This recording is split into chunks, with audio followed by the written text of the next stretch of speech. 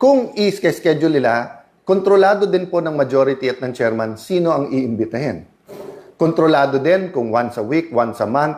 Dati po, wala naman yung partial report eh. Kaya nga, paulit-ulit ko sinasabi, ang kailangan impartial, not partial.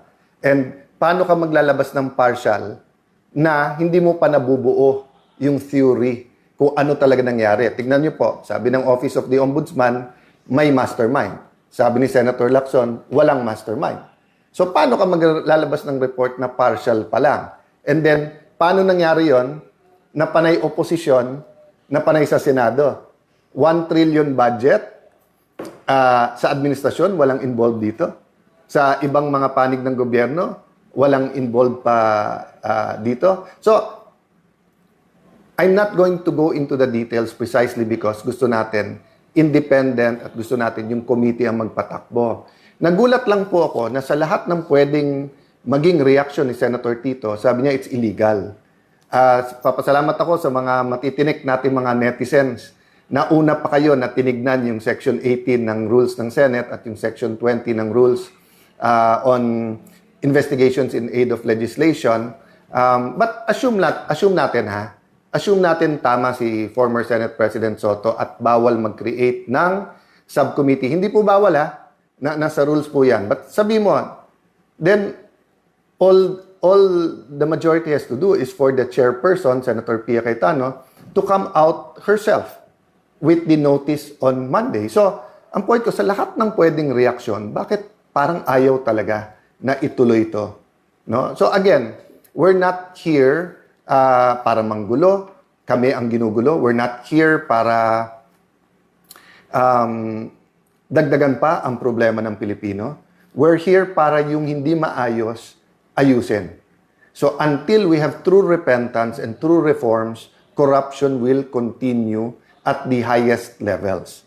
I was sad because I've been saying this for 3 weeks. I've been saying independent investigation because I do believe the President is being given wrong information. So nung sinabi niya yung barilan, paulit-ulit sinasabi ng NBI at DOJ, wala sa Senate. We have evidence, so mapipilitan kami na i-hearing din yan. So the Committee on Public Order will hear, will get to the bottom of this, will bring the NBI, the DOJ, PNP, DILG, lahat ng nag-iimbestiga, sabay-sabay na kami iimbestigahan lahat, no? So I want you to understand that the rule about voting is tied to the control. So totoo, 13 ang kailangan para mapalitan ng SP. Pero ang magpapatawag po ng hearings ay yung chairperson. So isang strategy po ngayon ng 11, kaya napansin nyo po every weekend, sila ang gumagawa ng sinasabi nila, may babaliktad, may sasama na sa kanila, may nag-iisip. Alam nyo po, ang kudeta, ang isang essential element po dyan ay stealth o kaya yung tahimik, ibubulaga ka, magugulat ka. Di ba? So, bakit sila maingay about it? One is to try to create distrust among the 13. Secondly is to create pressure. And number 3, bakit nila pinipredict? May huhulihin dyan, may arestuhin, ganyan. Okay. Because may mga kakampi sila sa kabinete. That's very clear, no? So, my point is this, no?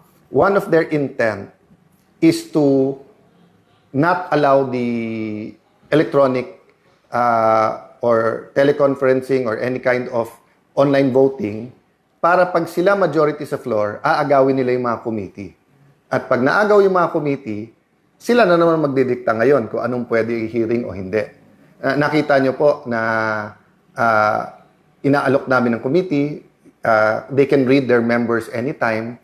So, nagugulat lang ako kay, let's say, kay Senator Erwin, paulit-ulit na wala daw napasa during my time and mabagal, etc. Pero nandyan na yung mga malalaking committee, hindi sila nagpapalista as members. Dati nag-uunahan pa. So, I'll try not to make as much comments regarding the senators because I do believe when you're Senate President of the whole Senate. I can make a list para kontrahin yung sinabi ni Senator Lacson of bending backwards. Sila bending the law, bending the rules. Ako bending backwards. Lahat ng request nila, hindi ko na isa-isahin. Basta't kaya, ginagawa. Sa impeachment po, consensus. I did not dictate anything and maayos na lahat yan. So, praise God, Saturday, weekend. Alam ko maraming nagdi-deep breath. Kami maraming trabaho. And I think bilang mga nagmamalasakit sa ating bansa, bilang mga Pilipino, you deserve to know not only what is happening, you deserve to know why, and you deserve to know the inside stories. So allow me a few minutes to try to directly explain to you, the people, what is happening in our country, what is happening in our Senate, and dahil inside story, what's happening in our minds and hearts. So magandang hapon sa akin Facebook friends, family, mga kasama natin sa media. Let me start first with this verse, no? I love this verse kasi it deals with two words that are very, very powerful. It deals with faith and hope. Sabi po sa Hebrews 11:1, faith is the assurance of things hoped for, the conviction of things not seen. Ulitin ko po, nasa Hebrews 11:1. Of course, if you have time to tell Sunday then tomorrow, I'm addressing myself to fellow Christians, basahin nyo yung buong chapter. No? But sabi, faith is the assurance of things hoped for, the conviction of things not seen. So I want to talk about two words, no? Faith. Nakarinig po ako ng napakalungkot na statement. Sabi, ang Pilipinas po nagiging mas mahirap mahalin. No? So, just like Charles de Gaulle, sabi ni Charles de Gaulle, actually hindi niya sinabi to, pero it's attributed to him because of his many statements. Sabi niya kasi, I love France, but he said something about the French people. Di ba? Parang madaling mahalin ang France, pero hindi madaling mahalin ang French people. Former President PRRD always said na friends niya ang mga Amerikano, but the American government is different. So, the way I take it, dun sa mga nagsasabing mahirap mahalin ang Pilipinas, I think hindi nagbabago, lalong lumalalim ang pag-ibig sa ating bansa, naguguluhan lang sa ating leaders at politicians. But again, there's a difference between magulo at ginugulo. At meron pong difference na maganda takbo, wag mong guluhin. And malaki po yung difference that sobra ang corruption, sobra ang poverty, sobra ang takipan, walang reform, walang change, mali yung values. You have to disrupt yan. Disrupt not in the sense na guluhin lahat, but guluhin mo yung momentum ng corruption, ng kasamaan, para nga magkaroon ng repentance, magkaroon ng restoration, magkaroon ng revival, or magkaroon ng pagbabago. So, it is my hope that a spark of hope appeared in May 11. Why? No problem yung takbo ng Senado pagka normal times. But alam po natin that there is a world crisis because of Iran, Israel, US war. We knew that in 2022, nung nagkaroon ng Russian-Ukrainian conflict, apektado din tayo. We know that our being in between the rivalry of China and US also has an effect on us. We also know that the flood control scam, the infrastructure DPWH scam, was so big, is so big, that no one imagined na may ghost projects. But until now, the facts have not all been laid out, no? And a clear reform, a clear change is not upon us. So we have to accept the reality that there are those in the Senate who are comfortable at ang utak lang ay yung impeachment, which is a good accountability mechanism. But it's not the be-all, end-all, because the flood control scam and other corruption, including agricultural smuggling, including I recognize the changes being done in the BRR and customs, diba? But the everyday corruptions that hurt people, diba? That's why yesterday, sabi ko, we have to look at the real numbers, no? We keep looking at 11, 13, 12, 11, Sabi ko nga, solid yung 13, hindi magpapa-11. So, kailangan natin makita yung real numbers, saka natin balikan bakit ang tingin namin yung 11 ay nango-11. So, what's the real numbers? 7%. May nagsasabing almost 8% sa pinakamahihirap. That means sa 100 pesos mo, 7 pesos napupunta lang sa inflation. So, yung dating mabibili mo for 100 pesos, yung pera mo 93 pesos na lang. For the millionaires and billionaires, it is a problem but not that big a problem. But for those who ang daily wage is less than 700 pesos. First of all, usually ang trabaho computed a little bit over 20 days. Pero 30 days mo na. Sabihin mo na minimum wage every day, 21,000. Magkano pamasahe? Magkano renta? Magkano kuryente? Magkano pagkain? Pag kinumpute mo yun, sakop na yung 21,000. So, bawal magkasakit, bawal na magkaroon ng sapatos or gamit pang pasukan yung anak mo, bawal na magkaroon ng weekend man lang na makakain man lang ang pamilya together, bawal manood ng sine. So, these are the numbers that really strike at the heart of the everyday life ng Pilipino. Magkano na po ang bigas ngayon? So, sa Pilipino po, marami kang pwedeng tipirin, pero syempre, hahanap tayo ng kanin. And if you look at the numbers deeper, the poorest of the poor, di ba, noodles na nga lang yung hinahati-hati. Minsan, isang pamilya ng 5, hahati-hatiin yung noodles because nga, even the minimum wage is a luxury. So if you look at the numbers, isama mo na yung unemployed at underemployed, almost 9 million yon. Tapos 10 million Filipinos abroad. Ngayon, yung iba sa Middle East nagkakaproblema, kung hindi man sa remittances, sa trabaho nila, sa kita nila. So, good for some OFWs na mataas ang dollar.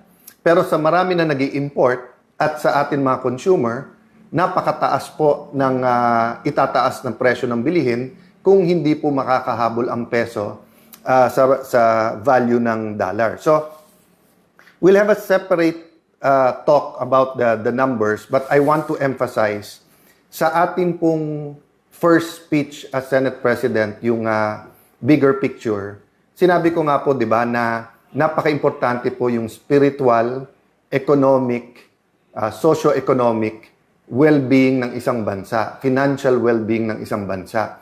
Hindi lang po politika. Nakatuon kasi po tayo sa politika, which is important. Good governance is important. Accountability is important. But economics, health, education, the soul of the nation, values, this is very important. So going to the numbers, let's clarify some things about rules. No? Sa rules muna, mismo ng Senate, nakalagay doon, simple majority can amend. Again, emphasize ko kasi binabaliktad ng ating kaibigan ni Senator Lacson. Sabi niya, okay lang pag-usapan yung rules, wag lang i-railroad. Wala pong railroading. Ang sinasabi po kasi niya, nasa committee yung rules. Ang plenary po, or yung plenaryo, ay mas powerful sa committees.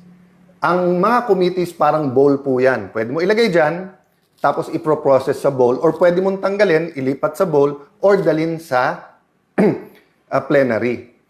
Ang rule po ng Senate, hindi po kailangan dumaan ng katulad po ng pinagdadaanan ng bills. Kasi ang bills po nasa Constitution may first, second, third reading. So we were not violating any rule, and in fact, May 11 pa nag-start yan. So nasa nagsasabing nagmamadali kami, May 11 pa yan eh. So sabi nila, Monday na lang. Bakit? Kasi po, iilan lang sila nandun during that Tuesday night. But the point is, we were ready to defend and talk about the proposal. Ang dami na po lumabas na hindi totoo. For example, for any reason, pwede mag-online. Hindi po. Ang nakalagay po dun sa proposal, justifiable reason. And the Senate President still has to consult the Majority Leader and Minority Leader case-per-case basis. So, hindi po to blanket na anytime for any reason, pwede ka na mag-online. O sabi pangalawa, pandemic lang kasi to bringing up. Hindi po. Panahon pa ni Senator Trillanes, kay Senator De Lima, bringing up na po to. Yung ibang nagkri-criticize po ngayon, Tingnan niyo po yung mismong sinulat nila at reasons nila. They were arguing from the point of view of representation. So representation is very important now. Why? Because it's all about control. But before I talk about control, Senator Pia reminded me na binabasa niya, ang dami na lumabas about participation sa impeachment through online. Wala pong katotohanan na yung amendment ng rule na to ay nakaugnay sa amendment sa rule sa impeachment. Bakit po? Unang-una, inadapt na po namin yung rule sa impeachment. Pag binago namin yun, ipapublish pa, tatagal pa po yun. So, ngayon po, ang pinag-uusapan ay rule sa Senado. Wala pong katotohanan yung mga nagpo-post na nagsasabing ito po ay may kinalaman sa impeachment. Why is control important? Because the control, the chairman, schedules the hearing.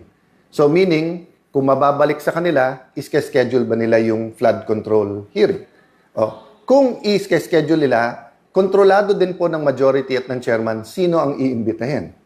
Kontrolado din kung once a week, once a month. Dati po, wala naman yung partial report eh. Kaya nga, paulit-ulit ko sinasabi, ang kailangan impartial, not partial.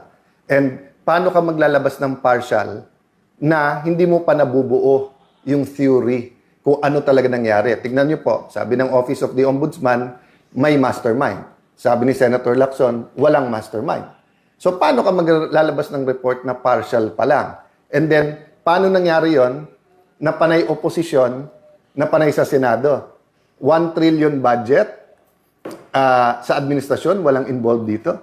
Sa ibang mga panig ng gobyerno, walang involved pa dito. So, I'm not going to go into the details precisely because gusto natin independent at gusto natin yung committee ang magpatakbo. Nagulat lang po ako na sa lahat ng pwedeng maging reaction ni Senator Tito, sabi niya it's illegal.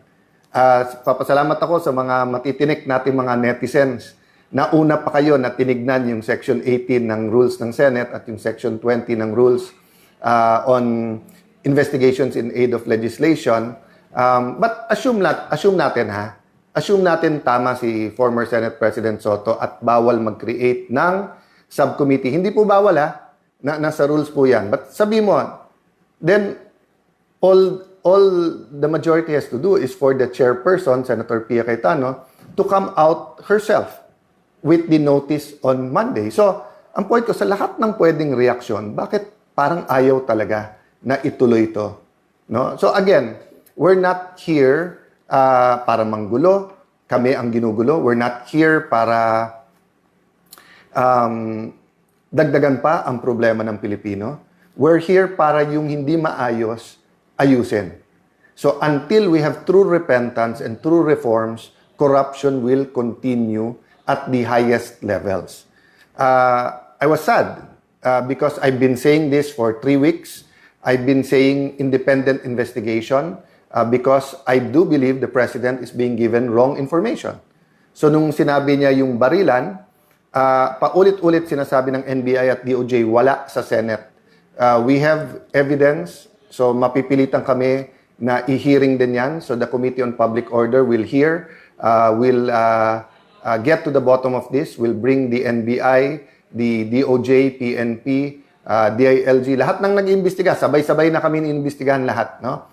So I want you to understand that the rule about voting is tied to the control. So totoo, 13 ang kailangan para mapalitan ng SP. Pero ang magpapatawag po ng hearings ay yung chairperson.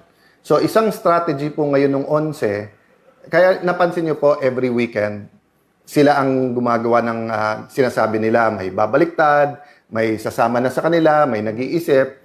Alam niyo po, ang kudeta, ang isang essential element po dyan ay stealth o kaya yung tahimik, ibubulaga ka, magugulat ka. Di ba?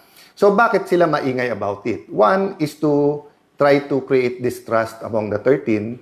Secondly is to create pressure. And number 3, bakit nila pinipredict? May huhulihin dyan, may arrestuhin, ganyan. Okay. Because may mga kakampi sila sa kabinete. That's very clear, no? So, my point is this, no? One of their intent is to not allow the electronic or teleconferencing or any kind of online voting, para pag sila majority sa floor, aagawin nila yung mga committee. At pag naagaw yung mga committee, sila na naman magdidikta ngayon kung anong pwede i-hearing o hindi. Nakita nyo po na inaalok namin ng committee, they can read their members anytime. So, nagugulat lang ako kay, let's say, kay Senator Erwin, paulit-ulit na wala daw napasa during my time and mabagal, etc. Pero nandyan na yung mga malalaking committee, hindi sila nagpapalista as members. Dati nag-uunahan pa. So, I'll try not to make as much comments regarding the senators because I do believe when you're Senate President of the whole Senate.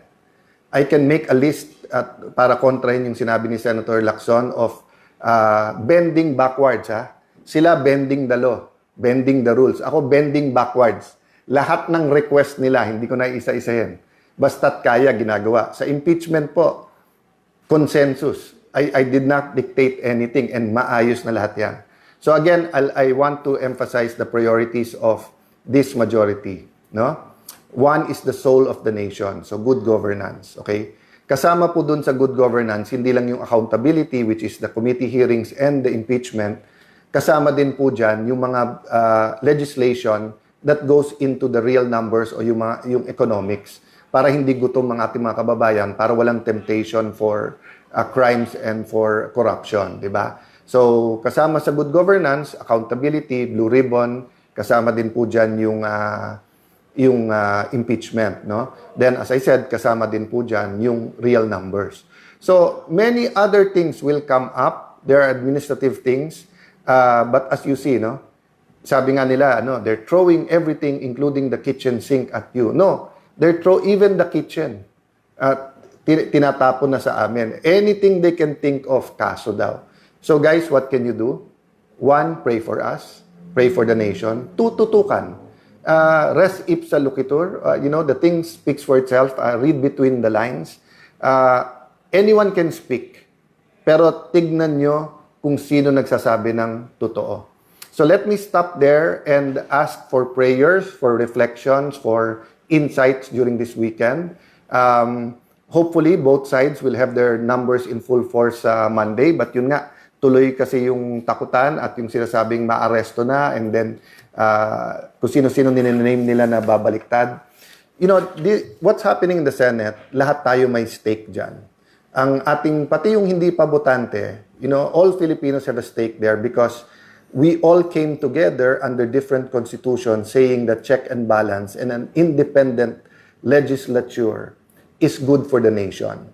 Because in the past, pag na-concentrate ang lahat ng power sa isang opisina o tao, abuse ang nangyayari. Ngayon nga po, separate ang House at Senate, separate ang judiciary, separate po ang executive. Nagkaroon ng flood control scam. Nagkaroon ng kung ano nung smuggling. Nagkaroon ng yung problema sa BIR, di ba? In the first few years, yung kung ano-anong nabuko ng mga kalokohan. So, it's ongoing in every level of government, from the barangay until the national government. So, if power is going to be concentrated just in the executive, kawawa naman tayo. I don't think the president wants this. And I continue to extend a hand of working together professionally. But I really think he's not getting the right information. So, I do hope that the senior officials in the cabinet, will be able to get the right information and throw the right information.